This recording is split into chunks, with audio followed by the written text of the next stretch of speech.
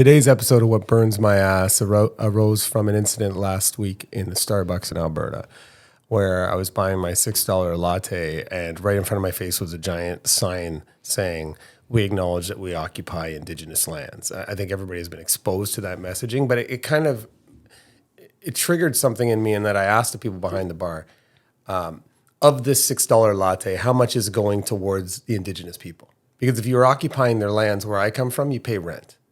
Where I come from, you don't put up a sign, you actually do something, right? And it's too easy for Canadian businesses to put up signs to make it look like they care, but then Starbucks busts up unions, or Starbucks isn't donating. If you're going to put that sign up there, give 10% of your revenue to the people whose lands you're occupying.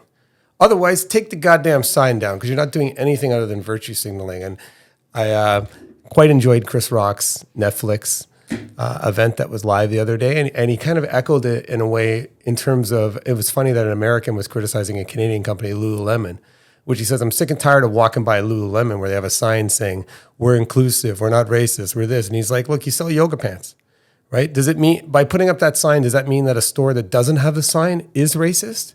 Like, you're in business. You're not in the business of virtue signaling. But I think it's kind of a poisonous thing that's happening in our society where people think they're doing something when they're not doing anything. They're just putting up signs and then feeling good about themselves.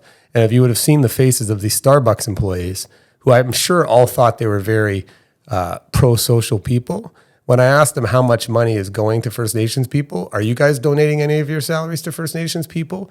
The blank stares and the silence was actually quite humorous. And then I just went about my business and drank my $6 latte.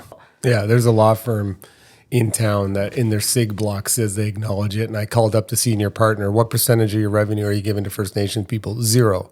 So I'm like, so you're just really using First Nations people to signal in your signature block that you care, but you're not doing anything. Whereas I've done pro bono cases for First Nations people who have been abused and oppressed, but I don't have a sign up anywhere because my action should speak way louder than a garbage sign. But this signaling, then what it does is it obligates everybody else to put up a sign, right? And now everybody's putting up a sign, and the one person who doesn't gets a negative inference. And then once everybody has a sign, somebody puts up another sign.